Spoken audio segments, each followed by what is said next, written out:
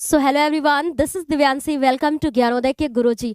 बच्चों, class 10th grammar का most important topic जो कि है डायरेक्ट एंड इनडायरेक्ट स्पीच, जिसे नरेशन भी कहते हैं। तो आज की इस क्लास में हम लोग बेसिक से शुरू करेंगे, मतलब हर एक छोटी छोटी चीज को डिस्कस करेंगे बच्चों, और इसके पूरे रूल्स को समझेंगे कि आखिर हम लोग डायरेक्ट से इनडायरेक्ट में कैसे चेंज करते हैं और कैसा तरीका होता है क्वेश्चन का जो आपके एग्जाम में पूछा जाता है। तो हर एक चीज को डिस्कस करेंगे। बस हमारे साथ इसको शुरू से पढ़ने का प्रयास करिएगा और फिर लास्ट तक जो है हर एक रूल्स को ध्यान से समझिएगा। ठीक है बच्चों, एक बार आप अगर मन लगा के इसको समझ लिए तो आपको कोई भी कंफ्यूजन नहीं रह जाएगी 100%। ओके बच्चों, तो चलिए अपनी क्लास को स्टार्ट करते हैं, जो कि हमारा टॉपिक है। एक बार फिर से बोलना चाहेंगे, क्या है बच्चों?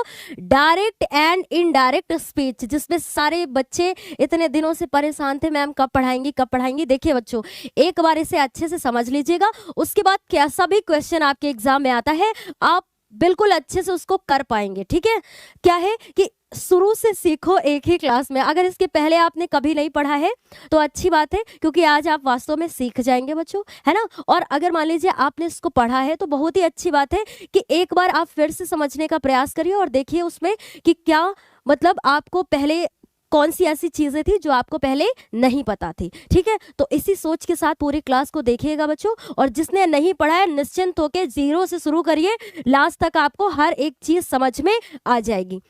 तो इसे नरेशन भी कहते हैं बच्चों। ठीक है, अब ये अपने मन में भ्रम ना पालिएगा कि डायरेक्ट एंड इनडायरेक्ट स्पीच कुछ अलग होता है और नरेशन कुछ अलग होता है। दोनों को मतलब इसी को क्या बोलते हैं, नरेशन भी कहते हैं बच्चों। ठीक है, चलिए आप स्टार्ट करते हैं और सबसे पहले देखते हैं आखिर डायरेक्ट एंड इनडायरेक्ट स्पीच होता क्या है ना, क्या होता है। तो देखिए बच्चों, ये हमारा टॉपिक है आज की क्लास का। मैं कलर थोड़ा सा चेंज कर लेती हूँ, यस, है ना।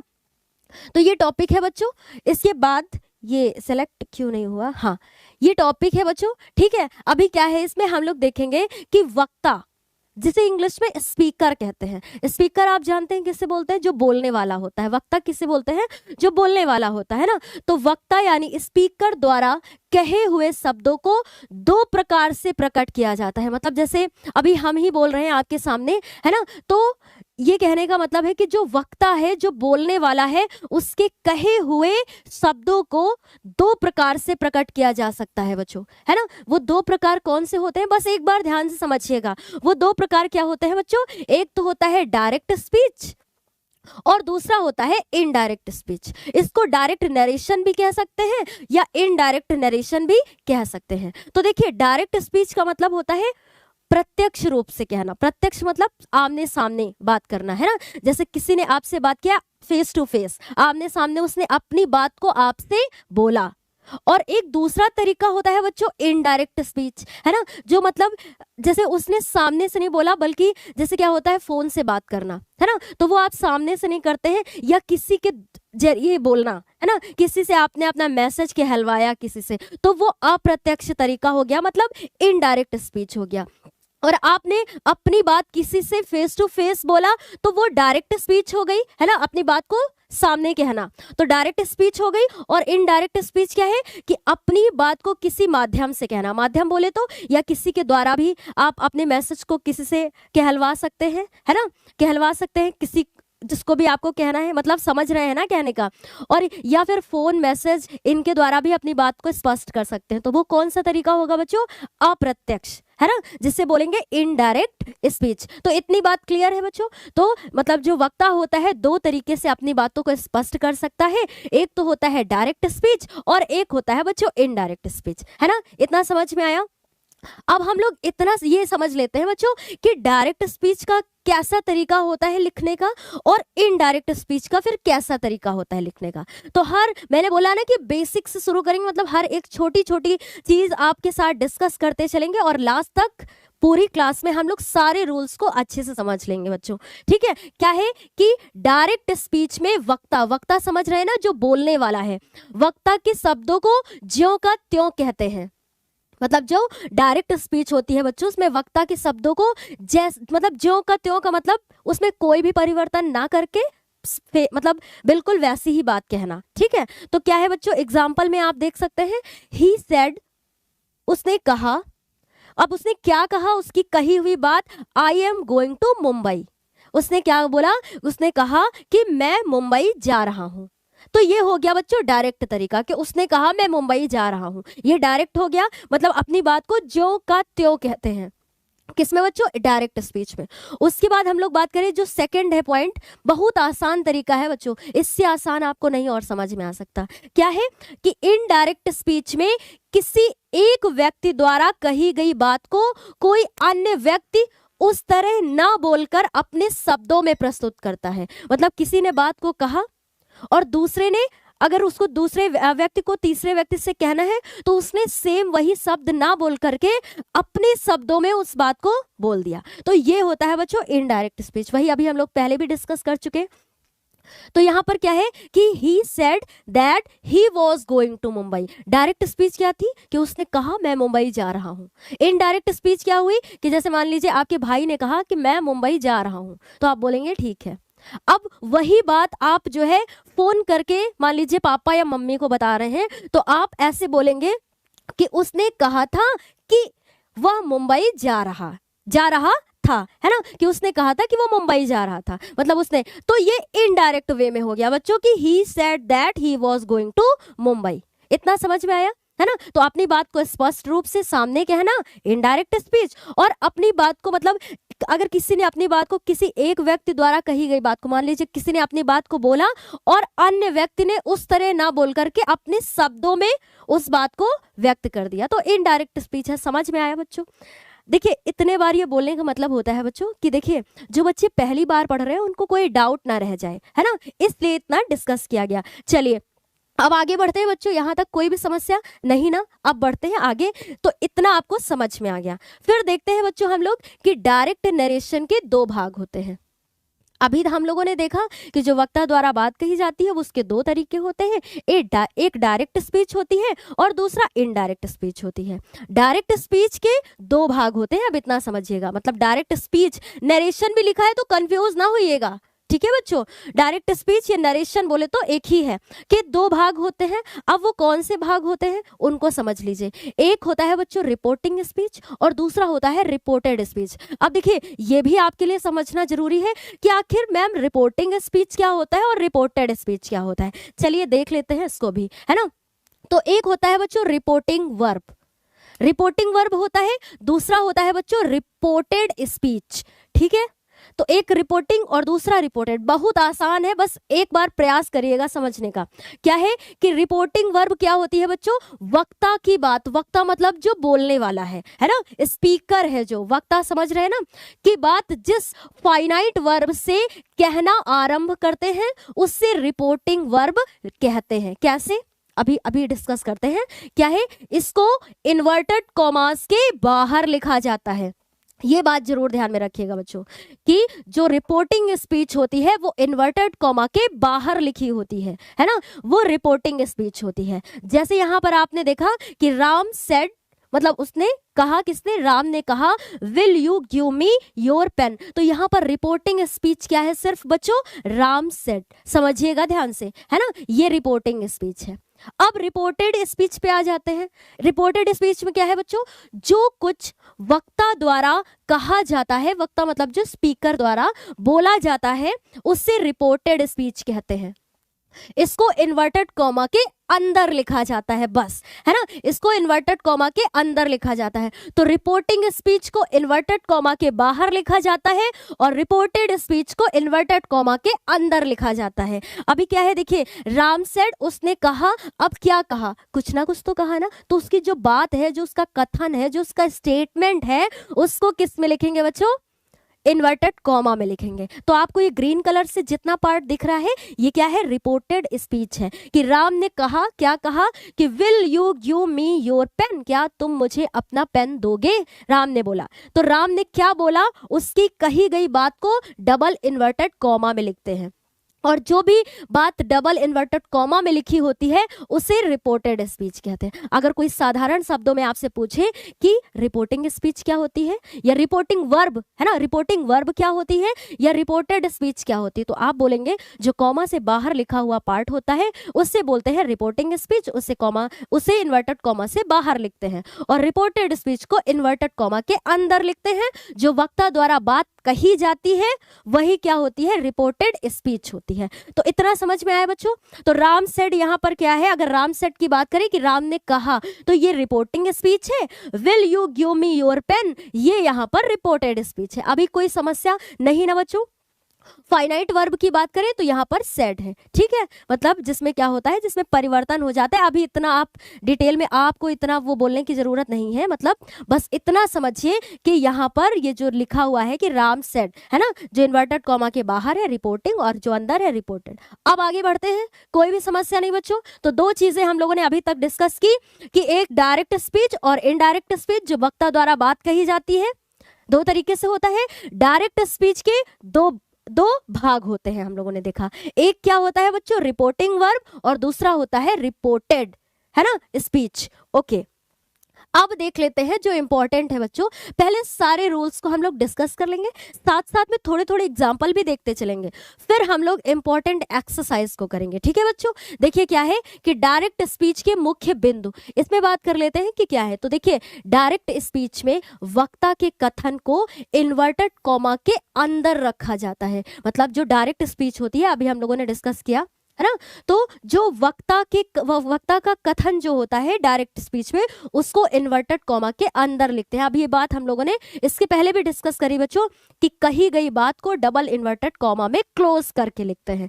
अगला पॉइंट क्या है बच्चों, सेकंड पॉइंट है रिपोर्टिंग वर्ब। अब रिपोर्टिंग वर्ब आप जानते हैं जो कॉमा के बाहर लिखी हुई होती है ना। रिपोर्टिंग वर्ब सेड के बाद कॉमा का प्रयोग होता है। मतलब जैसे अभी एक चीज दिखा देते हैं आपको, जैसे आपने देखा ना राम सेड, तो ये रिपोर्टिंग वर्ब हो गई, उसके बाद देखिए कॉमा का यूज हुआ है ना, फिर उसके बाद ये पूरा लिखा हुआ है, तो इस बात को ध्यान में रखिएगा।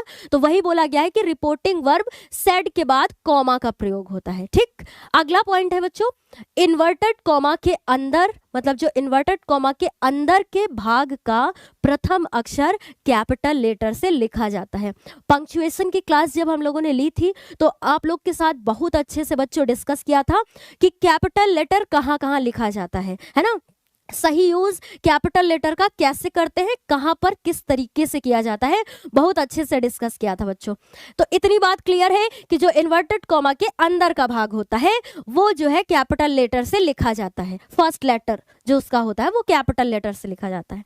अब आगे देखिए बच्चों, हाँ तो यहाँ पर डायरेक्ट स्पीच के मुख्य बिंदु में ये तीन चीजें क्लियर हैं आपको, ठीक है। इन्वर्टेड कॉमा के अंदर रखा जाता है जो डायरेक्ट स्पीच में वक्ता के कथन को, और दूसरा है कि रिपोर्टिंग वर्ब के बाद कॉमा का प्रयोग होता है, और जो रिपोर्टेड स्पीच होती है बच्चों उसका फर्स्ट लेटर कैपिटल होता है। चलिए अब आगे देख लेते हैं डायरेक्ट से इनडायरेक्ट में बदलने के सामान्य नियम। ये इंपॉर्टेंट है यहाँ से बहुत ही ज्यादा, है ना, मोस्ट इंपॉर्टेंट है बच्चों, क्योंकि यही तरीका आपको अगर एक बार आपको समझ में आ गया तो कैसा भी क्वेश्चन आए बच्चों यकीन मानिए आप आसानी से कर लेंगे। क्या है कि डायरेक्ट से इनडायरेक्ट में बदलने के सामान्य नियम में देखिए बच्चों, इनडायरेक्ट स्पीच में इन्वर्टेड कॉमास को हटा देते हैं। मतलब जब डायरेक्ट स्पीच होती है तो उसमें जैसे जो वक्ता द्वारा कही गई बात होती है डबल इन्वर्टेड कॉमा में होती है, लेकिन जब हम लोग इनडायरेक्ट स्पीच लिखते हैं मतलब अप्रत्यक्ष तरीके से जब करते हैं तो उसमें क्या होता है कि इन्वर्टेड कॉमा को हटा देते हैं, बस सिंपल सी बात। अभी अगला क्या है कि रिपोर्टिंग वर्ब के बाद, अब रिपोर्टिंग वर्ब भी आप जानते हैं जो कॉमा से बाहर लिखी हुई होती है, रिपोर्टिंग वर्ब के बाद कॉमा का प्रयोग नहीं होता है, कॉमा का प्रयोग नहीं होता है, ठीक है। और अगला जो है यदि रिपोर्टिंग वर्ब केवल सेज, अब इस पॉइंट को भी समझिएगा, तो सेकंड पॉइंट में आपको कोई कंफ्यूजन नहीं ना बच्चों। रिपोर्टिंग वर्ब के बाद जैसे डायरेक्ट स्पीच होती है तो उसमें रिपोर्टिंग वर्ब के बाद हम लोग कॉमा लगाते हैं, और जब इनडायरेक्ट स्पीच में उसको रिपोर्टिंग वर्ब के बाद जब भी इनडायरेक्ट में उसको चेंज करते हैं तो रिपोर्टिंग वर्ब के बाद कॉमा नहीं लगाते हैं, ठीक है। अभी एग्जाम्पल देखेंगे बच्चों। अब थर्ड को अच्छे से समझिएगा कि यदि रिपोर्टिंग वर्ब केवल सेज, से, सेड, विल से एवं शैल से है ना रिपोर्टिंग वर्ब में। जैसे राम, राम सेड या सेज ऐसे अगर होता है ना, तो इनमें से ये होते कि सेज से, सेड, विल से एवं शैल से है, तब इनडायरेक्ट स्पीच में, फिर जब उसको इनडायरेक्ट स्पीच में परिवर्तित करते हैं है ना, परिवर्तित करते समय रिपोर्टिंग वर्ब में कोई परिवर्तन नहीं होता है।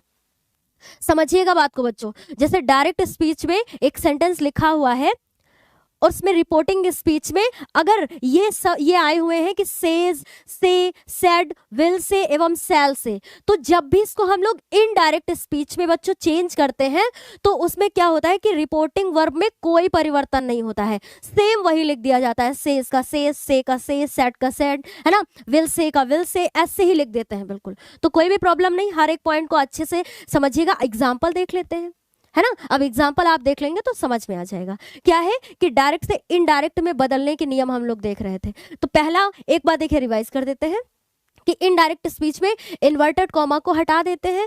दूसरा हम लोगों ने देखा कि रिपोर्टिंग वर्ब के बाद जो कॉमा लगा होता है उसको भी हटा देते हैं है ना, उसका प्रयोग नहीं होता है। फिर देखा कि ये अगर ये शब्द आते हैं तो जब भी इनडायरेक्ट में चेंज करते हैं तो उनमें क्या होता है बच्चों, कोई भी परिवर्तन नहीं होता है। इतना समझ में आया। तो अब एग्जाम्पल में देखिए, he says I am a singer, ये डायरेक्ट स्पीच में दिया हुआ है ना। इसका मैं क्या कलर चेंज कर लूं, यस बच्चों ग्रीन कर लेती हूँ है ना। देखिए, he says I am a singer, he says वो कहता है कि आई एम ए सिंगर, मैं एक गायक हूँ। ये कौन सा ये है बच्चों, डायरेक्ट स्पीच है। अब जब इसको इनडायरेक्ट में चेंज करेंगे तो देखिए, सबसे पहली बात तो यहाँ पर सेज लिखा हुआ है तो सेज का सेज ही लिख देंगे। क्यों लिख देंगे बच्चों, क्योंकि देखा हम लोगों ने कि अगर ये सारे ये आएंगे तो इनमें कोई भी परिवर्तन नहीं होगा जब हम लोग क्या करेंगे, इनडायरेक्ट में चेंज करेंगे है ना। तो सेज लिख दिया। और दूसरी बात बच्चों क्या थी कि कॉमा हटा देंगे। तो जब हम लोगों ने इनडायरेक्ट स्पीच में इसको हम लोग जब चेंज कर रहे हैं तो कॉमा भी हटा देंगे। आई एम ए सिंगर है ना। अब देखिए, जो इसके द्वारा कही गई बात थी उसको इन्वर्टेड कॉमा में जो क्लोज है उसको भी हटा देंगे, तो उसे भी हटा दिया और दैट लगा के इसको ज्वाइंट कर दिया। अब दैट क्यों लगाएंगे बच्चों, तो अभी आगे हम लोग ये रूल पढ़ेंगे कि क्यों लगाएंगे, दैट कहाँ लगाएंगे कहाँ नहीं लगाएंगे, बहुत अच्छे से समझेंगे। तो अभी इतना बस समझिए कि दैट कनेक्टर वर्ड का यूज करके, कनेक्टेड वर्ड भी कह सकते हैं, इसे कंजक्शन भी कह सकते हैं आप, ठीक है। और फिर यहाँ क्या हो गया, ही इज ए सिंगर। अब यहाँ ही क्यों आया, इज क्यों आया, ये अभी हम लोग आगे डिस्कस करेंगे, ठीक। तो इतना समझ में आया बच्चों, इनडायरेक्ट में कर दिया। ये 3 रूल देखे, 3 रूल के हिसाब से देखिए क्या क्या चेंज हुआ कि सेज को सेज लिख दिया, फिर कॉमा को हटा के जब भी इनडायरेक्ट में बनाया तो कॉमा को हटा दिया, और फिर कही गई बात जो डबल इन्वर्टेड कॉमा में लिखी थी उसको भी हटा दिया और इनडायरेक्ट तरीके में कैसे लिखा ये आपको दिख रहा है। तो यहां तक अब कोई भी समस्या नहीं, आगे बढ़ते हैं, ठीक है। अगला, हाँ एक और एग्जाम्पल है बच्चों, इसको भी देखिएगा तो वही तरीका होगा। देखिए, ही सेड है ना, सेड है तो सेड ही लिखा जाएगा। ये देखिए आपने रूल में देखा था, सेड है तो सेड ही लिखा जाएगा। सिंगल यहाँ पर कॉमा लगा है, मतलब रिपोर्टिंग वर्ब के बाद कॉमा लगा है तो कॉमा भी हटा देंगे, हटा दिया। फिर क्या है, my father is an engineer, तो यहाँ पर क्या करेंगे बच्चों, डबल इन्वर्टेड कॉमा को भी हटाएंगे जब इनडायरेक्ट स्पीच में लिखेंगे, तो हटा दिया और अपनी बात को पूरा स्पष्ट कर दिया। अभी यहाँ पर रूल आप ना समझने लगिएगा कि मैम यहाँ पर वॉज क्यों आया है ना, मैम यहाँ पर हर फादर ऐसे करके आया क्यों, मतलब ये जो भी है बस अभी इतना आप समझिए बच्चों कि यहाँ पर जो हम लोगों ने रूल देखा कि अगर इनडायरेक्ट स्पीच में डबल इन्वर्टेड कॉमा है तो उसको, सॉरी डायरेक्ट स्पीच में अगर डबल इन्वर्टेड कॉमा है तो इनडायरेक्ट स्पीच में उसको हटा देंगे, और अगर ये सिंगल कॉमा है रिपोर्टिंग वर्ब के बाद तो उसको भी हटा देंगे। और दूसरा हम लोगों ने देखा कि यहाँ पर सेड है तो सेड ही लिखा जाएगा, कोई परिवर्तन नहीं होगा। तो यहाँ पर सेज मतलब ये सारे वर्ड आएंगे, तो बस इनको ध्यान में रखिए। इतना ज्यादा बच्चों देखिए, अगर चाहते तो इसको और भी कम समय में किया जा सकता था खत्म, लेकिन हम ऐसा चाहते हैं कि अगर एक बार आप इस क्लास को देखें तो देखने के बाद हर एक डाउट आपके माइंड से क्लियर हो जाए बच्चों, है ना। जब भी आप एक्सरसाइज करें तो आपको कोई भी समस्या ना हो। तो अभी इतनी बात क्लियर है बच्चों। तो यहाँ पर जो हम लोगों ने रूल देखे एग्जाम्पल में उनको फॉलो भी कर लिया कि कैसे क्या था, ठीक है। चलिए अब आगे बढ़ते हैं बच्चों, डायरेक्ट से इनडायरेक्ट में बदलने के सामान्य नियम ही और देखते हैं। अभी तो उतना हम लोगों ने देखा, ठीक है। अभी क्या है, अगला पॉइंट क्या है बच्चों, यदि रिपोर्टिंग वर्ब जो रिपोर्टिंग वर्ब समझते हैं ना, कॉमा के बाहर लिखी हुई होती है। अब देखिए बार बार इसीलिए सबसे पहले ही डिस्कस कर दिया बच्चों कि रिपोर्टिंग वर्ब आखिर क्या है, ठीक है। तो reporting verb says to, say to, said to, अब ये वाले ध्यान में रखिएगा। अभी पिछले हम लोगों ने देखे थे, अभी क्या है कि रिपोर्टिंग वर्ब यदि says to, say to, said to, will say to, है ना, विल से टू या शैल से टू, ये आते हैं, तब इनडायरेक्ट स्पीच बनाते समय रिपोर्टिंग वर्ब को क्रमशः किसमें चेंज करते हैं बच्चों? Tells, tell, told, will tell एवं शैल टेल में परिवर्तित करते हैं। कैसे? मतलब आपको अभी समझ नहीं आया होगा क्या? जब भी हमारे इनडायरेक्ट स्पीच में बच्चों ये शब्द ये आएंगे, मतलब ये वर्ब आएंगी, है ना, तो उनको क्या करेंगे? जब इनडायरेक्ट में चेंज करेंगे तो अगर से टू होगा, अगर से टू होगा तो इनडायरेक्ट में टेल्स में चेंज कर देंगे। अगर डायरेक्ट स्पीच में यहाँ पर सेज टू है बच्चों, एक बार हो सकता मैंने शायद गलत बोला कि सेज टू को टेल्स में बदलते हैं इनडायरेक्ट स्पीच में, और अगर डायरेक्ट स्पीच में बच्चों से टू होगा तो टेल में बदलेंगे, और अगर डायरेक्ट स्पीच में सेट टू होगा तो जब इनडायरेक्ट स्पीच बच्चों हम लोग लिखेंगे तो टोल्ड में चेंज कर देंगे, और विल से को विल टेल में चेंज कर देंगे, और शैल से टू को किस में चेंज कर देंगे बच्चों? शैल टेल में चेंज कर देंगे। तो इतना समझ में आया कि डायरेक्ट स्पीच में अगर ये वर्ड होंगे तो इनडायरेक्ट में इसमें चेंज हो जाएगा। ठीक, चलिए अगला देख लेते हैं, क्या है? एग्जांपल देख लेते हैं। Hari said to me you are a good boy, ये डायरेक्ट स्पीच में दिया हुआ है बच्चों, तो क्या है? हरी। अब सेड टू है बच्चों, तो सेड टू को अभी देखा था हम लोगों ने कि सेड टू को किस में चेंज कर देंगे? टोल्ड में चेंज कर देंगे। तो टोल्ड लिख दिया बच्चों, मी और कनेक्टर वर्ड दैट लगा दिया, you are a good boy, तो I was a good boy. अभी आई यहाँ क्यों आ गया? दैट ही क्यों लगाएंगे? ये अभी मैंने पहले भी बोला कि अभी डिस्कस करेंगे बच्चों आगे, है ना, यहीं पर अगर डिस्कस करेंगे तो आगे अभी हम लोग को रूल मिलने वाले हैं। इतनी बात बच्चों क्लियर है? फिर एक और एग्जांपल है, my father says to me you are a good player, direct speech में दिया हुआ है। इनडायरेक्ट स्पीच में जब भी करेंगे तो इतना आपको देखना है कि सेज टू को किस में चेंज कर देंगे बच्चों? टेल्स में चेंज कर देंगे, है ना, टेल्स में चेंज कर देंगे। रिपोर्टिंग वर्ब के बाद कॉमा हटा देंगे, कनेक्टर वर्ड से जोड़ देंगे, और डबल इन्वर्टेड कॉमा को भी हटा देंगे इनडायरेक्ट बनाते समय। इतना समझ में आया बच्चों? आगे देखते हैं फिर।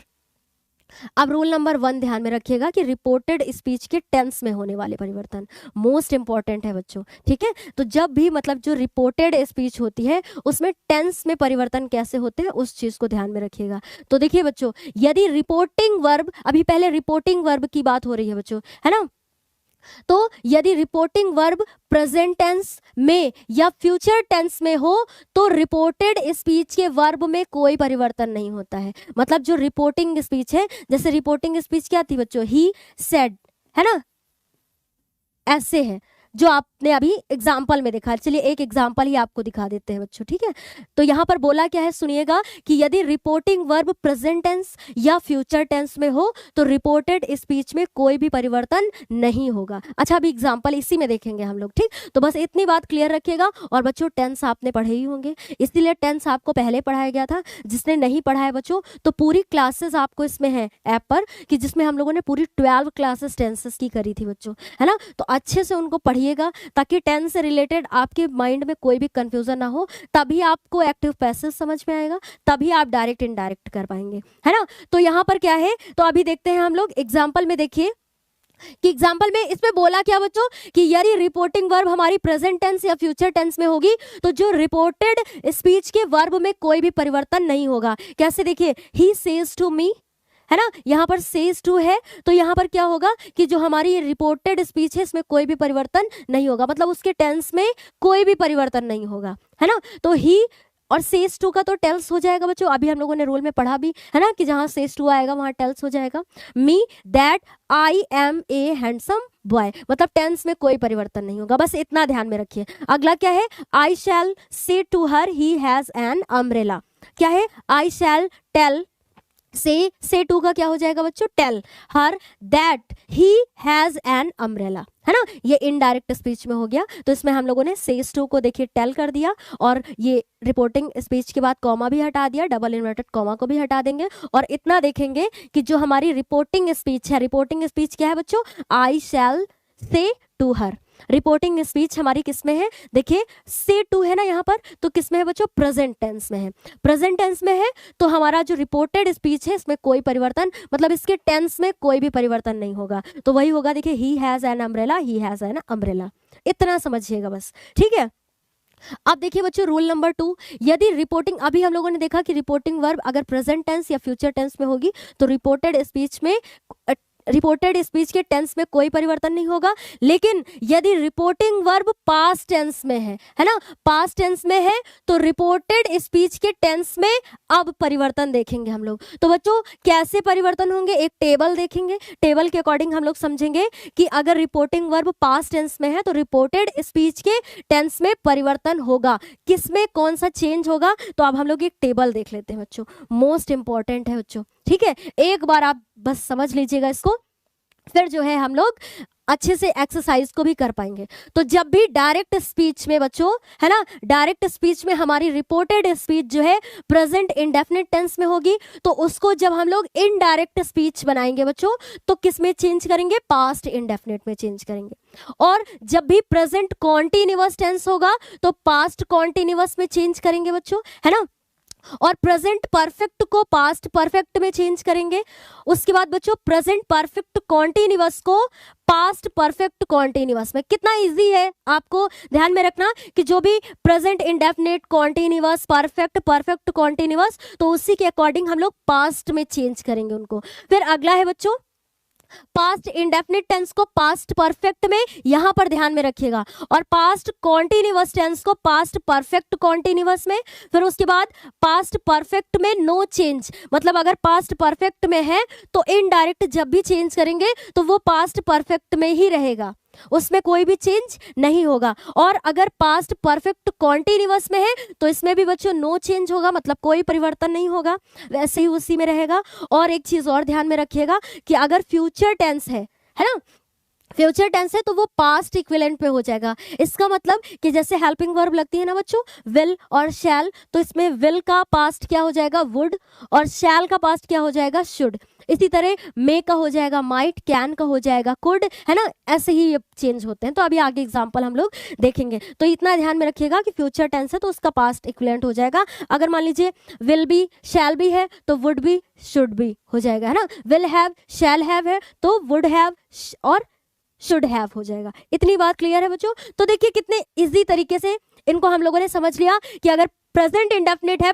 तो पास्ट इंडेफिनिट में चेंज हो जाएगा। अब प्रेजेंट इंडेफिनिट में बच्चों क्या रूल होता है, क्या हेल्पिंग वर्ब होती है, या आपने टेंस तो पढ़ा है ना, अगर अभी भी नहीं पढ़ा है तो बिल्कुल अभी कोई टाइम आपका वेस्ट नहीं हुआ है, पहले उसको पढ़िए, मतलब पहले टेंस को पढ़िए। हमारी क्लासेस हैं भी, आप देखिएगा पूरी लाइन से होंगी, है ना, सीक्वेंस में होंगी पूरी 12 क्लासेस, तो उनको अच्छे से देखिएगा, समझने के बाद तो फिर आपको यहाँ कोई भी समस्या नहीं होगी। अब आगे बढ़ते हैं बच्चों। तो इतनी बात क्लियर हो गई कि अगर डायरेक्ट स्पीच में हमारा ये टेंस मिलते हैं तो उनको इनडायरेक्ट बनाते समय इनमें चेंज करते हैं। अब आगे बढ़ते हैं बच्चों, ठीक है। थर्ड नंबर रूल क्या है, ये भी इंपॉर्टेंट है कि यदि रिपोर्टेड स्पीच में कोई सदैव सत्य रहने वाली बात, और जो सदैव सत्य रहने वाली बात होती है उसको बोलते हैं बच्चों यूनिवर्सल ट्रुथ, है ना, या आदत। यहाँ पर क्या है, यूनिवर्सल ट्रुथ या स्वभाव आदत से संबंधित तथ्य, पास्ट में हुआ कोई ऐतिहासिक तथ्य यानी हिस्टोरिकल फैक्ट बताया गया हो, तो इनडायरेक्ट स्पीच बनाते समय उसके टेंस में कोई परिवर्तन नहीं होता है। तो जब भी इनडायरेक्ट स्पीच में हम लोग करेंगे तो उसमें कोई भी परिवर्तन नहीं होता, लेकिन कब, जब बच्चों यूनिवर्सल ट्रुथ हो या फिर कोई भी क्या हो, हिस्टोरिकल फैक्ट हो या स्वभाव आदत से भी जो रिलेटेड हो, ठीक है। तो उसमें तो जैसे देखिए एग्जाम्पल में देखिए बच्चों, इसी का example, the teacher said to the student, the teacher said to the student the moon moves round the sun, है ना, जो मून है मतलब चंद्रमा, अर्थ मतलब पृथ्वी का चक्कर लगाता है ना। तो यहाँ पर क्या है बच्चों कि ये यूनिवर्सल ट्रुथ है, तो इसमें कोई भी चेंज नहीं होगा जब हम लोग करेंगे द टीचर। अब सेट टू का तो टोल्ड में चेंज होगा, या भी हम लोग रूल पढ़ भी चुके हैं, है ना। और स्टूडेंट्स, अब यहाँ कॉमा हटाएंगे, कनेक्टर वर्ड दैट से जोड़ेंगे, क्यों जोड़ेंगे अभी पढ़ने वाले हैं हम लोग आगे, ठीक है, दैट से जोड़ेंगे। फिर और इन्वर्टेड कॉमा को हटा देंगे यहाँ पर, the moon moves round the sun, तो क्या हो जाएगा, कोई चेंज नहीं होगा बच्चों, the moon moves round the sun. क्यों चेंज नहीं होगा, क्योंकि ये यूनिवर्सल ट्रुथ है। अगला क्या है, एक एग्जाम्पल, यहाँ डायरेक्ट थर्ड आ गया बच्चों, ये सेकंड होगा, ठीक है। He said Jawaharlal Nehru was the first prime minister of India.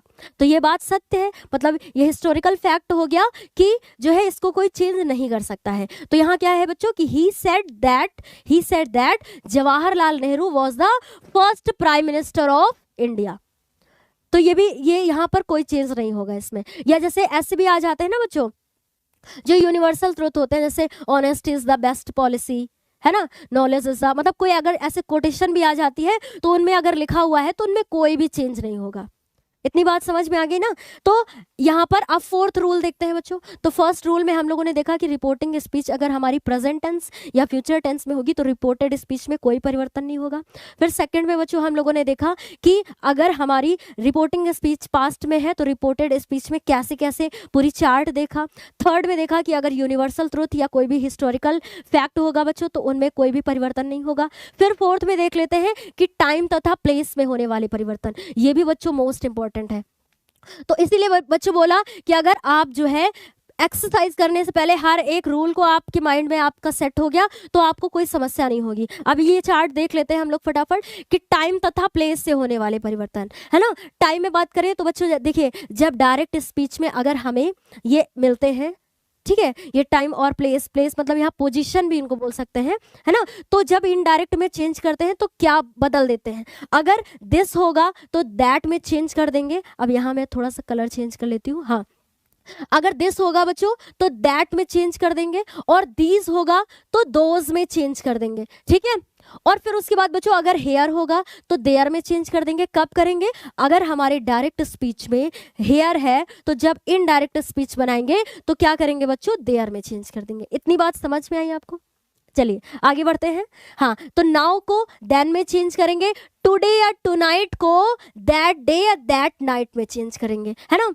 उसके बाद है बच्चों लास्ट वीक या ईयर की बात करें, है ना, ईयर की बात करें तो द प्रीवियस वीक या ईयर में चेंज करेंगे।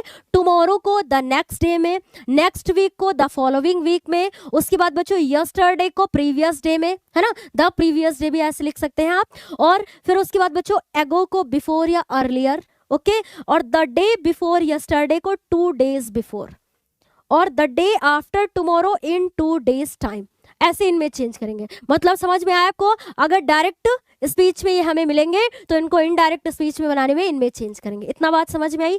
चलिए फिफ्थ नंबर रूल देख लेते हैं। तो चौथा हम लोगों ने चौथे में भी टेबल देखी, है ना, टाइम और प्लेस के अकॉर्डिंग कैसे चेंज करेंगे।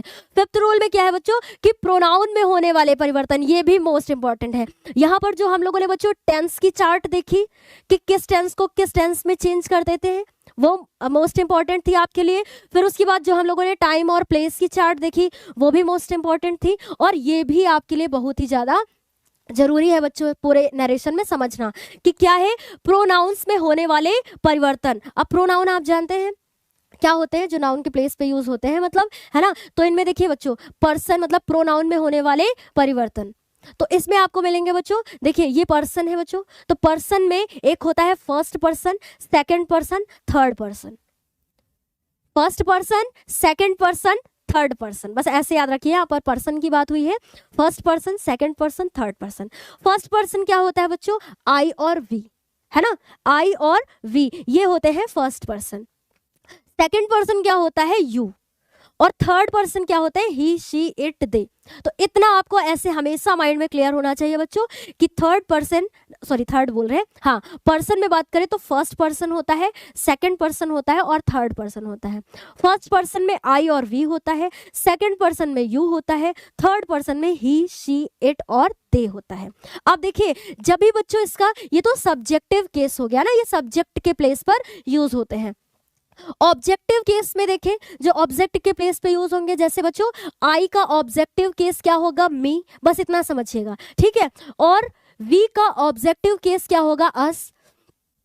अब उसके बाद देखते हैं, अच्छा पहले इसी का देख लेते हैं, यू का ऑब्जेक्टिव केस यू ही रहेगा, ठीक है। ही का ऑब्जेक्टिव केस हिम, शी का ऑब्जेक्टिव केस हर, इट का ऑब्जेक्टिव केस इट होगा बच्चों, और दे का ऑब्जेक्टिव केस देम होगा।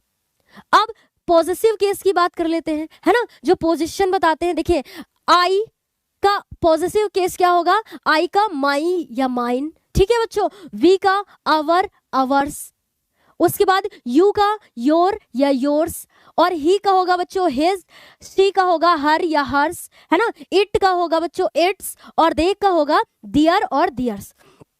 तो इसमें इतना बच्चों आपको समझना है कि थर्ड मतलब 3 person, first second third, I we first, you second, और he she it they third person होता है। इनका ऑब्जेक्टिव और पॉजिटिव केस बस ध्यान में रखिएगा, ठीक है। अब देखते हैं बच्चों इसमें कि क्या है मेन। देखिए एक चीज और ध्यान से सुनिएगा कि रिपोर्टेड स्पीच में आए, अब देखते हैं जो फर्स्ट पर्सन हम लोगों ने देखा, और बच्चों अभी इसकी एक ट्रिक भी देखेंगे कि जब भी आप डायरेक्ट स्पीच को इनडायरेक्ट में चेंज करेंगे तो कौन सी ट्रिक ऐसी होगी जो हमें, जब मैंने भी 10th क्लास 9th क्लास में ऐसे ये पढ़े थे डायरेक्ट इनडायरेक्ट, तो तभी मैंने भी सीखी थी बच्चों वो ट्रिक, है ना। तो वही आपके साथ भी आज यहाँ पर क्या करेंगे बच्चों, आप लोग के साथ भी हम यहाँ पर एक्सप्लेन करेंगे कि कैसे वो आपके लिए हेल्पफुल हो सकती है, इससे ही रिलेटेड होगी, ठीक है बच्चों। फर्स्ट पर्सन, सेकंड पर्सन और थर्ड पर्सन से।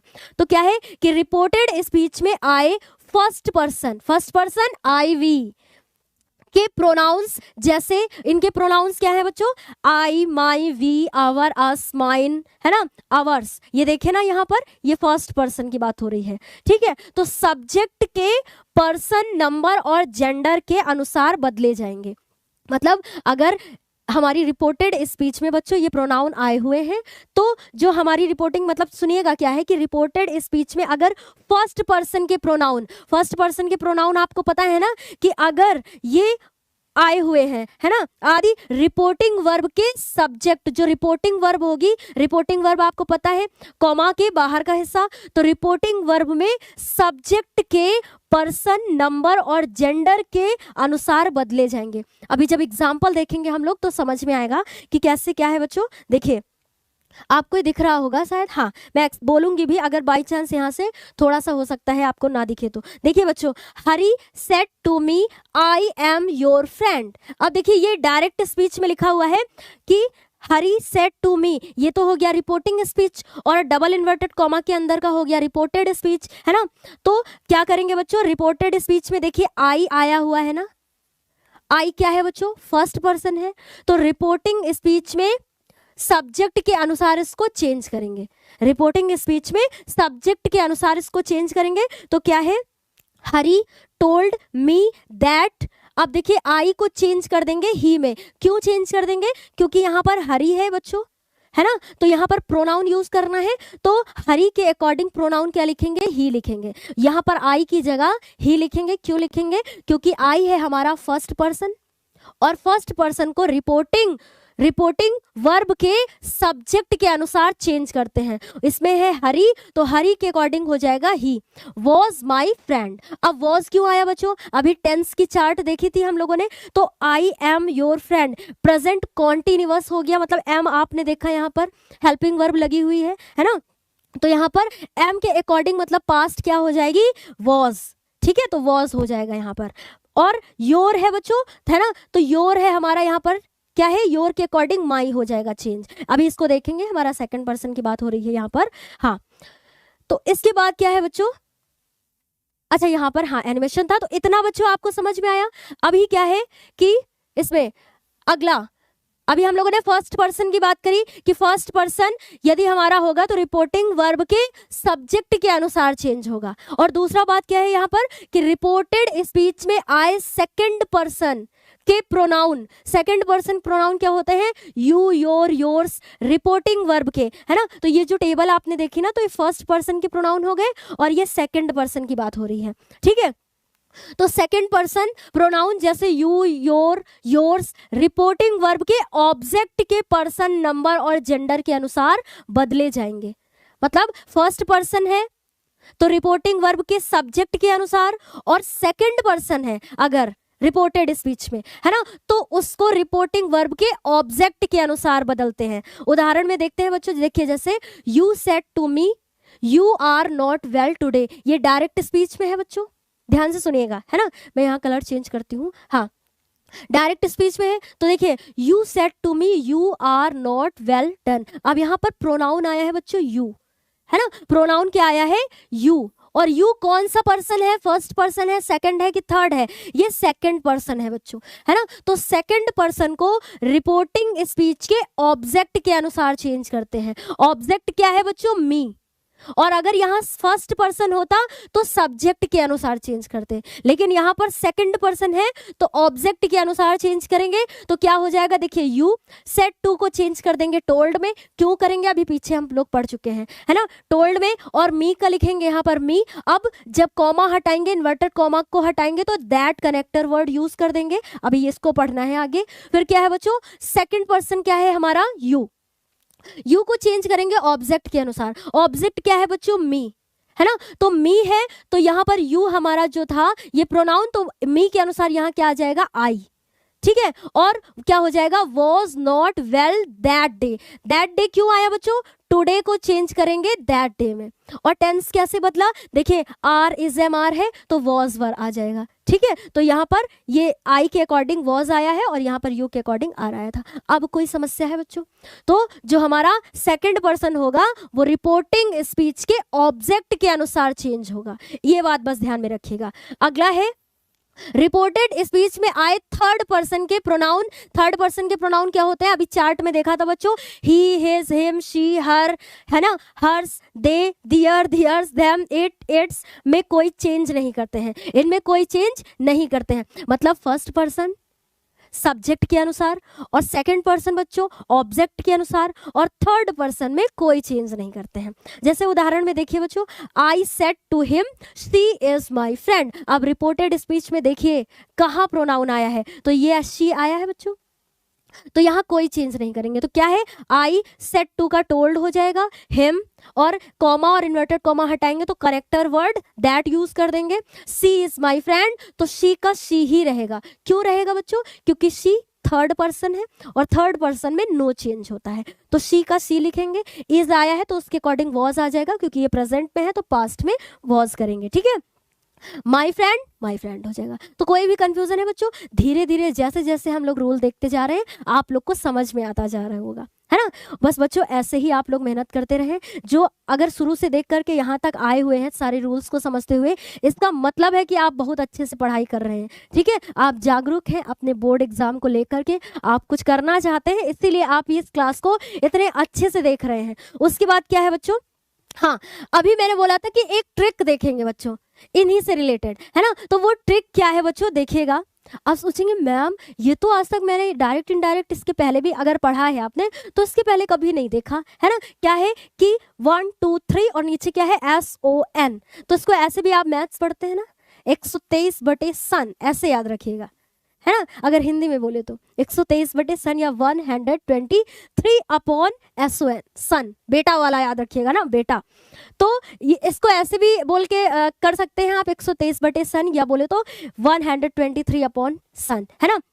अब इसको मैंने ऐसे लिखा है, मैंने इसलिए बच्चों यहाँ पर ये ऐड कर दिया ताकि ये ट्रिक बताना कहीं भूल ना जाए आप लोग को। तो समझिएगा बच्चों, देखिए फर्स्ट पर्सन को सब्जेक्ट के अनुसार, सेकंड पर्सन को ऑब्जेक्ट के अनुसार, और थर्ड पर्सन में नो चेंज, है ना। तो एस से यहाँ क्या होगा, मतलब फर्स्ट पर्सन को सब्जेक्ट के अनुसार, एस से क्या होगा सब्जेक्ट, और सेकंड पर्सन को ऑब्जेक्ट के अनुसार, ओ से क्या होगा यहाँ पर ऑब्जेक्ट, और थर्ड पर्सन में नो चेंज, एन से क्या होगा नो चेंज। तो इतनी बात क्लियर है बच्चों। तो जो पर्सन वाला हम लोगों ने देखा कि अगर फर्स्ट पर्सन आई वी है तो वो रिपोर्टिंग स्पीच के सब्जेक्ट के अनुसार चेंज होगा, और अगर सेकंड पर्सन यू है तो रिपोर्टिंग स्पीच के ऑब्जेक्ट के अनुसार चेंज होगा, और अगर थर्ड पर्सन है तो वो उसमें क्या होगा नो चेंज होगा, मतलब कोई भी चेंज नहीं होगा। तो इतनी बात आपको क्लियर है। थोड़ा सा इरेज कर दे बच्चों, है ना, और नोट करके थोड़ा सा आपको बता देते हैं। एक चीज थोड़ा सा माइंड में रखिएगा कि अगर मान लीजिए हमें ऑब्जेक्ट ना मिले तब क्या करेंगे। तो देखिए बच्चों नोट करके है कि रिपोर्टिंग वर्ब में कभी कभी ऐसा भी होता है ना कि रिपोर्टिंग वर्ब में ऑब्जेक्ट ही नहीं मिलता है, तब क्या करते हैं, उस कंडीशन में क्या करते हैं। देखिए रिपोर्टिंग वर्ब में ऑब्जेक्ट ना होने पर थर्ड पर्सन के प्रोनाउन को ही ऑब्जेक्ट मान लिया जाता है। तो जब भी ऑब्जेक्ट नहीं होगा रिपोर्टिंग वर्ब में तो उसे थर्ड पर्सन के प्रोनाउन को ही क्या कर लेते हैं, हम लोग ऑब्जेक्ट मान लेते हैं, ठीक है बच्चों। तथा रिपोर्टेड स्पीच में उसी के अनुसार परिवर्तन किए जाते हैं। जैसे उदाहरण में देख लीजिए बच्चों, the teacher said you will be punished, है ना। द टीचर सेड, यहां पर लिखा हम लोगों ने, कॉमा, इन्वर्टेड कॉमा को हटाएंगे, दैट कनेक्टर वर्ड यूज करेंगे। अब देखिए यहां पर बच्चों यू है सेकंड पर्सन, और सेकंड पर्सन को चेंज करते हैं ऑब्जेक्ट के अनुसार। ऑब्जेक्ट बच्चों यहां दिया नहीं हुआ है ना, ऑब्जेक्ट नहीं दिया हुआ है। तो जब भी ऐसी कंडीशन होगी कि ऑब्जेक्ट नहीं दिया हुआ होगा तो आपको थर्ड पर्सन का प्रोनाउन मान लेना है यहाँ पर, है ना। तो थर्ड पर्सन का मान लेना है, तो यू के प्लेस पे आप क्या कर देंगे यहाँ पर, ही। शी भी कर सकते थे आप, है ना, या दे भी कर सकते थे आप यहाँ पर, ठीक है। और क्या हो जाएगा, और अभी मैंने बोला था कि जब फ्यूचर टेंस होगा बच्चों तो विल बी को चेंज कर देंगे वुड बी में, है ना। जब अभी हम लोगों ने टेंस की चार्ट देखी थी तो उसमें देखा था कि जो फ्यूचर टेंस होगा उसका पास्ट इक्विवेलेंट होगा, मतलब विल का किस में चेंज हो जाएगा, वुड में। बी का बी लिखेंगे, पनिश्ड हो जाएगा। अच्छा, कोई भी कंफ्यूजन है बच्चों अब यहाँ पर, नहीं ना। आगे बढ़ते हैं। देखिए आपको वैसे भी पता है कि ये क्लास में जो है और कोई एक्स्ट्रा बात नहीं होंगी बच्चों। जैसे शुरू से पढ़ाना शुरू किया था आखिरी तक आपको हर एक मतलब बेसिक से शुरू किया था, छोटी चीज से कि डायरेक्ट इनडायरेक्ट होता क्या है, और यहाँ तक के रोल पे हम लोग आ गए हैं। अब थोड़ा सा और है तरीका कि जो बच्चा है, देखिए हम लोगों ने टेंसेस को किस में चेंज करेंगे ये भी देख लिया बच्चों, और जो प्रोनाउन होंगे उनको कैसे चेंज करेंगे उसको भी देख लिया, जो टाइम और प्लेस होगा उसको कैसे चेंज करेंगे उसको भी देख लिया बच्चों हम लोगों ने। अब जो एक चीज रह गई है वो क्या है बच्चों, कि अगर हम लोग जो कनेक्टर वर्ड यूज करते हैं, मतलब जो कंजक्शन का यूज करते हैं, तो दैट कहाँ यूज करते हैं, कहाँ दैट नहीं यूज करते हैं, और कहाँ कुछ और भी यूज करते हैं उसको देख लेते हैं। मतलब इफ और वेदर का भी यूज करते हैं, टू का भी यूज करते हैं, तो उसको देख लेते हैं। क्या है बच्चों कि रिपोर्टिंग वर्ब तथा रिपोर्टेड स्पीच के बीच लगे हुए कॉमा और इन्वर्टेड कॉमा को हटाने के नियम, है ना। फर्स्ट क्या है, बस थोड़ा सा और है, एक बार जो है अच्छे से इसको भी समझ लीजिएगा, बस यहीं से सारे रूल हो जाएंगे आपके क्लियर। और ये क्लास देखने के बाद आपके अंदर कोई भी डाउट नहीं रह जाएगी, क्योंकि देखिए पूरा प्रयास किया गया है बच्चों कि कोई भी पॉइंट आपसे मिस ना हो, ताकि जब आप एक्सरसाइज करें तो हर एक एक्सरसाइज के सेंटेंस को आप अच्छे से समझ सके, है ना। तो क्या है, यदि रिपोर्टेड स्पीच का वाक्य असर्टिव, अफर्मेटिव या निगेटिव हो तो, अब ये सेंटेंस क्या होते हैं आप जानते हैं, है ना। जो सकारात्मक वाक्य होते हैं, नकारात्मक वाक्य होते हैं, है ना, उनमें क्या होता है, तो इन्वर्टेड कॉमा को हटाकर दैट से दोनों स्पीचेस को जोड़ते हैं। मतलब यहां पर ये बोला गया है बच्चों कि अगर वाक्य हमारा असर्टिव सेंटेंस होगा, है ना, असर्टिव सेंटेंस आप जानते हैं क्या होते हैं, जो हमारे साधारण वाक्य होते हैं, है ना, उनमें हम लोग जब इनडायरेक्ट स्पीच बनाते हैं तो एक होती है रिपोर्टिंग स्पीच और दूसरी क्या होती है बच्चों, रिपोर्टेड स्पीच। जब इनको हम लोग ज्वाइंट करते हैं, मतलब जोड़ते हैं, तो कनेक्टर वर्ड क्या यूज करते हैं, दैट यूज करते हैं। तो बस यही बोला गया है यहाँ पर कि रिपोर्टेड स्पीच का वाक्य, रिपोर्टेड स्पीच जो डबल इन्वर्टेड कॉमा के अंदर लिखा हुआ है, अगर वो वाक्य हमारा असर्टिव सेंटेंस है तो हम लोग क्या करेंगे, इन्वर्टेड कॉमा को हटाकर दैट का प्रयोग करते हैं और दोनों स्पीचेस को जोड़ देते हैं। जैसे उदाहरण में देखिए बच्चों, Ravi said to me Mahesh is a teacher, है ना। तो यहाँ पर क्या करेंगे, रवि सेड टू को चेंज कर देंगे टोल्ड मी में, है ना, टोल्ड में सॉरी, और मी को मी लिखेंगे। फिर ये असर्टिव सेंटेंस है ना बच्चों, महेश इज अ टीचर, ये असर्टिव सेंटेंस है, तो इसमें कनेक्टर वर्ड क्या यूज करेंगे, दैट यूज करेंगे, ठीक है, दैट यूज करेंगे। और फिर क्या लिख देंगे, महेश वॉज अ टीचर। यहाँ ये प्रेजेंट में है तो पास्ट में वॉज आ जाएगा। अभी कोई कंफ्यूजन है नहीं ना। तो असर्टिव होगा तो कंजक्शन क्या यूज करेंगे, दैट यूज करेंगे, ठीक है। फिर अगला है बच्चों कि यदि रिपोर्टेड स्पीच का वाक्य इंट्रोगेटिव हो तो इन्वर्टेड कॉमा को हटाकर इफ वेदर से दोनों स्पीचेस को जोड़ते हैं। तो अभी देखा बच्चों कि असर्टिव सेंटेंस को, अगर असर्टिव सेंटेंस होगा तो हम लोग कंजक्शन दैट का यूज करते हैं, और इंट्रोगेटिव अगर होगा हमारा रिपोर्टेड स्पीच में लिखा हुआ सेंटेंस तो उसमें कौन सा हम लोग कनेक्टर वर्ड यूज करते हैं, मतलब कंजक्शन यूज करते हैं, इफ और वेदर। अभी क्या है, he said to Meena do you believe in ghost, है ना। तो ये जो लिखा हुआ रिपोर्टेड स्पीच में हमारा सेंटेंस है, ये किस में है बच्चों, इंट्रोगेटिव में है, प्रश्न पूछा गया है ना। तो यहाँ भी जब हम लोग सेंटेंस को जोड़ेंगे, मतलब इनडायरेक्ट में बनाएंगे, तो कनेक्टर वर्ड क्या यूज करेंगे, इफ यूज करेंगे, ठीक है, इफ यूज करेंगे। लेकिन कब, जब यहाँ पर ये इंट्रोगेटिव होगा। और देखिए हेल्पिंग वर्ब आगे होकर के ऐसे पूछा गया है। लेकिन बच्चों इंट्रोगेटिव सेंटेंस आप दो तरीके से करते हैं, एक तो यस नो टाइप हो गया, दूसरा जब क्वेश्चन वर्ड पहले होगा। तो जब भी क्वेश्चन वर्ड पहले होगा तब हम लोग क्या करते हैं कि क्वेश्चन वर्ड को ही कनेक्टर वर्ड बना लेते हैं, कंजक्शन बना लेते हैं। और जब भी क्वेश्चन वर्ड नहीं होगा तो इफ या वेदर में से कोई भी एक हम लोग लिख देंगे यहाँ पर, है ना। तो सेकंड देख लीजिए उदाहरण क्या है, ही सेड, एक तो हो गया जहां क्वेश्चन वर्ड नहीं है, दूसरा है why are you so late today, है ना। तो यहाँ पर वाई क्वेश्चन वर्ड आया है बच्चों। जब भी इनडायरेक्ट में बनाएंगे तो देखिए ही और सेड के प्लेस पे क्या कर देंगे, आस्क्ड कर देंगे, है ना। पूछा, क्वेश्चन पूछने की बात हो रही है, इसलिए सेड के प्लेस पे जब भी इंट्रोगेटिव सेंटेंस होंगे तो वहां क्या करेंगे, आस्क्ड, है ना। वाई क्वेश्चन वर्ड यहाँ पर दिया हुआ है तो हम लोग कोई भी और दूसरा कनेक्टर वर्ड नहीं यूज करेंगे, बल्कि इसको ही कंजक्शन यहाँ बना देंगे। तो क्या हो जाएगा, वाई, ठीक है।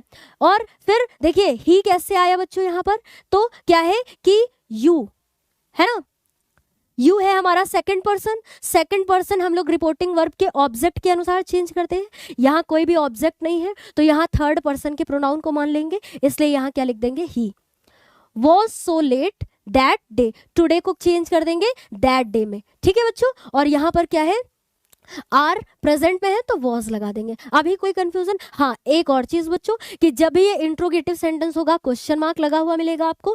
जब भी हम लोग इनडायरेक्ट में कर देंगे तो ये अफर्मेटिव बन जाता है, मतलब यहाँ पर फुल स्टॉप लगा हुआ मिलेगा आपको। अब कोई भी समस्या है, बिल्कुल आराम से हर एक चीज को बच्चों यहाँ पर डिस्कस कर दिया है, बस इसको एक बार सुनिएगा, फिर जब एक्सरसाइज लेकर के आप बैठेंगे तो हर एक चीज आपको वहां पर मिलेगी, ठीक है। अब अगला क्या है, नोट में ध्यान रखिएगा बच्चों, वही जो इसके पहले मैंने बोला कि यदि रिपोर्टेड स्पीच इंट्रोगेटिव वाक्य प्रश्नवाचक शब्द से शुरू होता है, मतलब क्वेश्चन वर्ड से शुरू होता है, तो वाक्यों को जोड़ने के लिए इफ वेदर का नहीं बल्कि उसी प्रश्नवाचक शब्द का ही प्रयोग करते हैं। तो बस कंजक्शन इतना याद रखिएगा बच्चों कि असर्टिव सेंटेंस में हम लोग दैट का यूज करते हैं और इंट्रोगेटिव सेंटेंस में इफ या वेदर का करते हैं, लेकिन अगर क्वेश्चन वर्ड से हमारा सेंटेंस स्टार्ट है तो उसको ही हम लोग कंजक्शन बना लेते हैं। अब आगे देखते हैं बच्चों, थर्ड फटाफट, यदि रिपोर्टेड स्पीच का वाक्य इंपरेटिव सेंटेंस है, इसीलिए बच्चों पहले आप लोग को सेंटेंसेस की क्लासेस पढ़ाई थी, है ना, सेंटेंस के टाइप भी पढ़ाए थे कि क्या होते हैं इंपरेटिव सेंटेंस, है ना, जो आदेशात्मक वाक्य होते हैं उनको बोलते हैं। तो इनमें क्या होता है कि इन्वर्टेड कॉमा को हटाकर टू से दोनों स्पीचेस को जोड़ते हैं। तो असर्टिव में दैट, इंट्रोगेटिव में इफ वेदर और इंपरेटिव में टू कनेक्टर वर्ड का यूज करते हैं। अब आप सोचेंगे मैम बार बार कनेक्टर वर्ड बोल रही हैं, कंजक्शन बोल रही है, दोनों एक ही है बच्चों। कंजक्शन का काम क्या होता है, दो वर्ड्स, दो क्लॉजेस या दो सेंटेंसेस को जोड़ने का काम करता है ना। वही कनेक्टर वर्ड हो गया, मतलब उसको कनेक्टर वर्ड भी बोलते हैं। चलिए, या कनेक्टेड वर्ड भी बोल सकते हैं आप। चलिए क्या है इसका उदाहरण देख लीजिए। क्या बोला बच्चों कि अगर इंपरेटिव सेंटेंस है तो डबल इन्वर्टेड कॉमा को हटा करके हम लोग कनेक्टर वर्ड क्या यूज करते हैं, टू, है ना। तो क्या है, the teacher said to us stand up on your benches, तो यहाँ ऑर्डर दिया जा रहा है ना। तो क्या है, द टीचर ऑर्डर, है ना, सेड टू के प्लेस पे क्या हो जाएगा, ऑर्डर्ड हो जाएगा, ऑर्डर दिया जा रहा है अस, है ना। Stand up on your bench, तो क्या हो जाएगा बच्चों, अस के बाद स्टैंड अप के प्लेस पे क्या हो जाएगा, हाँ ये टू लगा करके इसको जोड़ देंगे। पहली बात समझिएगा कि जब हम लोगों ने यहाँ पर ये फुल स्टॉप हो गया बच्चों, मिस्टेक हो गई है, ठीक है। यहाँ क्या होगा, कॉमा होगा, और जब कॉमा को हटाएंगे डबल इन्वर्टेड कॉमा को ओपन करेंगे, मतलब हटा देंगे, तो कनेक्टर वर्ड टू का यूज करेंगे। Stand up on our benches हो जाएगा, क्योंकि योर है बच्चों, सेकंड पर्सन है ना, तो इसके अनुसार मतलब सेकंड पर्सन है तो ऑब्जेक्ट के अनुसार चेंज करेंगे। अस है बच्चों, इसके अकॉर्डिंग यहाँ क्या आ जाएगा, अवर आ जाएगा, बेंचेस, ओके। तो यहाँ पर अवर बेंचेस हो जाएगा। तो अभी देखिए कोई भी कंफ्यूजन है नहीं ना। तो इंपरेटिव अगर सेंटेंस होगा तो हम लोग कनेक्टर वर्ड टू का यूज करेंगे, बस इतना ध्यान में रखिएगा। आगे देख लीजिए एक और, the saint said to me do not sit with bad boys, है ना। तो यहाँ क्या बोला जा रहा है, द सेंट सेड टू के प्लेस पे एडवाइस, क्योंकि सलाह दी जा रही है ना, एडवाइस का यूज करेंगे बच्चों, और मी लिखेंगे। और जब भी ध्यान में रखिएगा कि डू नॉट आएगा तो वहां पर हम लोग क्या यूज करेंगे, नॉट टू यूज करेंगे, ठीक है। कनेक्टर वर्ड सिर्फ टू का यूज ना करके अगर डू नॉट आएगा तो नॉट टू का यूज करेंगे। तो नॉट टू कर दिया, seat with bad boys, simple है बच्चों। कोई भी डाउट है नहीं ना। तो अब आगे बढ़ते हैं बच्चों। फोर्थ है कि यदि रिपोर्टेड स्पीच का वाक्य लेट से शुरू हो तो इन्वर्टेड कॉमा को हटाकर दैट से दोनों स्पीचेस को जोड़ते हैं। कुछ बचे ना आपके हर एक रूल में, बस लास्ट है बच्चों, ठीक है। क्या है कि यदि रिपोर्टेड स्पीच लेट से शुरू हो तो इन्वर्टेड कॉमा को हटाकर दैट से दोनों स्पीचेस को जोड़ते हैं। उदाहरण में देखिए, दे सेड, अब लेट है ना, लेट लिखा हुआ है, अस गो टू द जू, ये डायरेक्ट स्पीच में है बच्चों। इनडायरेक्ट में बनाएंगे तो क्या होगा, दे, अब यहाँ पर सजेस्ट किया जा रहा है ना, तो सजेस्टेड लिखेंगे सेट के प्लेस पर। अब यहाँ पर कॉमा और डबल इन्वर्टेड कॉमा को हटाएंगे तो कनेक्टर वर्ड क्या यूज करेंगे बच्चों, दैट का यूज करेंगे, है ना। तो दैट लिख दिया हम लोगों ने यहाँ पर। अब यहाँ पर दे क्यों आएगा, तो देखिए यहाँ पर क्या है बच्चों, अस, है ना, फर्स्ट पर्सन है अस, वी का ऑब्जेक्टिव केस होता है अस, है ना, तो उसी के अकॉर्डिंग यहाँ पर ये फर्स्ट पर्सन है, तो यहाँ पर फर्स्ट पर्सन में यहाँ पर क्या है, सब्जेक्ट के अनुसार चेंज करेंगे, तो यहाँ पर है दे लिखेंगे बच्चों, और फिर क्या हो जाएगा, शुड, और जब भी देखिए यहाँ लेट को हटाएंगे बच्चों, शुड का यूज करेंगे, ठीक है, शुड का यूज करेंगे, गो टू द जू। अभी कोई समस्या है नहीं ना, आगे बढ़ते हैं बच्चों। फिफ्थ है हमारा, यदि शुड का यूज करेंगे, ये ध्यान में रखिएगा, ठीक है, जो भी लेट वाले ये होंगे तो उनको जब हम लोग हटाएंगे तो यहाँ पर शुड का यूज करेंगे।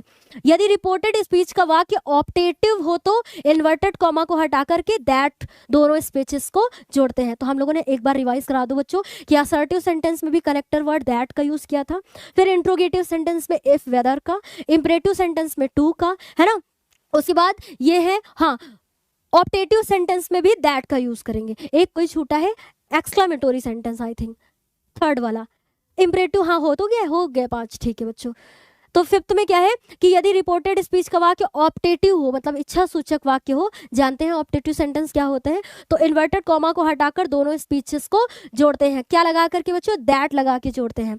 ही said to me may you live long, है ना, तो क्या हो जाएगा, ही और सेड टू के प्लेस पे विश्ड करेंगे, क्यों बच्चों, ये इच्छा सूचक वाक्य है ना, कामना की जा रही है यहाँ पर, तो सेट टू के प्लेस पे विश्ड करेंगे, है ना, और फिर क्या हो जाएगा बच्चों, देखिए दैट कनेक्टर वर्ड क्या यूज करेंगे, तो सेट टू मी के प्लेस पे विश्ड हो जाएगा, और दैट कनेक्टर वर्ड यूज करेंगे मे यू लिव लॉन्ग। तो जब भी देखिए बच्चों कॉमा हटाएंगे और डबल इन्वर्टेड कॉमा को हटाएंगे तो यहाँ क्या हो जाएगा, यू हमारा क्या है बच्चों, यू सेकंड पर्सन है, सेकंड पर्सन को किसमें चेंज करते हैं, रिपोर्टिंग स्पीच के ऑब्जेक्ट के अनुसार। ऑब्जेक्ट क्या है, मी, तो मी के अकॉर्डिंग यहाँ क्या आएगा बच्चों, आई, है ना, आई आएगा क्योंकि ये यहाँ पर प्रोनाउन यूज हुआ है यू, ओके, आई आ जाएगा, और मे का कर देते हैं बच्चों माइट, लिव लॉन्ग, जैसे हम लोगों ने पढ़ा था ना, वुड का शुड, सॉरी ऐसे विल का वुड, शैल का शुड, मे का माइट, कैन का कुड, तो ये इनडायरेक्ट स्पीच में ऐसे होते हैं, तो इसी तरह मे का माइट हो जाएगा, ठीक है। तो अभी बच्चों यहाँ पर कोई भी कंफ्यूजन नहीं है, और अब आई थिंक हमारे हाँ अभी थोड़ा सा क्या है कि यदि रिपोर्टेड स्पीच का वाक्य एक्सक्लामेटोरी हो, अभी से तो हम लोगों ने देखा ही नहीं था बच्चों, असर्टिव देखा, इंट्रोगेटिव देखा, इंपरेटिव देखा, फिर लेट के यूज वाले देखे, फिर उसके बाद बच्चों हम लोगों ने ऑप्टेटिव सेंटेंस को देखा, है ना। फिफ्थ क्या है कि अगर एक्सक्लामेटोरी हो तो इन्वर्टेड कॉमा को हटाकर दैट का भी इसमें यूज करते हैं, बस चेंज किसमें था बच्चों, इंट्रोगेटिव में इफ वेदर और इंपरेटिव में टू, ठीक है, तो स्पीचेस को जोड़ते हैं। और इसका एग्जांपल देख लीजिए, ही सेड हुर्रे, है ना, we have got first division, तो यहाँ पर क्या है बच्चों, ही और सेड के प्लेस पे हो जाएगा एक्सक्लेम्ड विथ जॉय, क्यों होगा, क्योंकि हुर्रे किसके लिए होता है बच्चों, जॉय के लिए होता है ना। ये कौन सा है वर्ड, एक्सक्लेमेटोरी सेंटेंसेस में ये वर्ड यूज करते हैं हुर्रे, है ना, तो यहाँ पर ये खुशी को व्यक्त कर रहा है, इसलिए सेड के प्लेस पे हो जाएगा एक्सक्लेम्ड विथ जॉय। और क्या है, we have got first division, मतलब ये मैं इसको हटाती हूँ, डबल इन्वर्टेड कॉमा में क्या है बच्चों, देखिए hurray we have got first division, है ना, तो जब भी इसको इनडायरेक्ट में चेंज करेंगे, ही सेड के प्लेस पे एक्सक्लेम्ड विथ जॉय, तो ये हुर्रे शब्द भी हट जाएगा क्योंकि इसमें चेंज कर दिया इसको। अब कनेक्टर वर्ड क्या यूज करेंगे, दैट, और फिर क्या हो जाएगा बच्चों, they had got first division, यहाँ क्या है, हैव प्रेजेंट परफेक्ट में है बच्चों, है ना, प्रेजेंट परफेक्ट में है तो इसको पास्ट परफेक्ट में चेंज करेंगे, इसलिए क्या लग जाएगा बच्चों यहाँ पर, हैड, ठीक है, वर्ब की थर्ड ही फॉर्म रहेगी, दोनों में फर्स्ट डिवीजन। अभी कोई समस्या है नहीं ना। अब आई थिंक बच्चों जब भी हम लोगों ने शुरू से पूरा स्टार्ट किया, हर एक रूल को बच्चों डिस्कस किया, अगर जिसने भी इस क्लास को पूरा एक बार शुरू से लेकर के लास्ट तक देख लिया, और मेरा भी ऐसा पूरा प्रयास था कि यहाँ पर कुछ भी हर एक रूल को यहाँ पर जोड़ने का प्रयास किया कि हर एक रूल आपके साथ डिस्कस किया जाए, कुछ भी ऐसा नहीं बचा है बच्चों जो छूटा हो। और ये कब आपको पता चलेगा?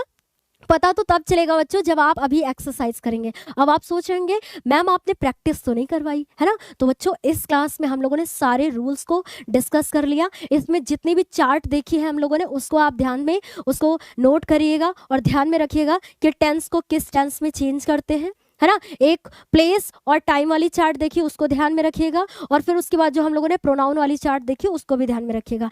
तो इस क्लास में सारे रूल्स को हम लोगों ने फॉलो कर लिया, मतलब हर एक रूल को समझ लिया बच्चों। साथ साथ में एग्जाम्पल भी देखते चल रहे थे। लेकिन इसी से रिलेटेड बच्चों ये पार्ट 1 हो गया है ना। अब जो दूसरी हमारी क्लास होगी डायरेक्ट ये नरेशन वाली, तो उसमें क्या करेंगे बच्चों, हम लोग प्रैक्टिस क्वेश्चन लेकर के आएंगे, और वैसे क्वेश्चन लाएंगे जो कि आपको पता है कि मैम जो है वो क्वेश्चन लाती हैं कि जैसे जो 2022-23 में खासकर पूछे गए हुए होंगे, है ना। तो उन क्वेश्चन को लेकर के आएंगे अगली क्लास में। तो इस क्लास को पढ़ने के बाद बच्चों आप लोग नेक्स्ट क्लास को देखिएगा जिसमें हम लोग इनसे ही रिलेटेड यानी नरेशन, डायरेक्ट, इनडायरेक्ट स्पीच से रिलेटेड हम लोग प्रैक्टिस क्वेश्चन को करेंगे, है ना। और जो प्रीवियस ईयर में पूछे भी गए होंगे वैसे भी क्वेश्चन देखेंगे, और कुछ ऐसे भी देखेंगे जिससे हमारी प्रैक्टिस हो सके। तो बच्चों ऐसे ही मेहनत करते रहिए, अपनी पढ़ाई करते रहिए। तब तक के लिए bye bye, take care, thank you.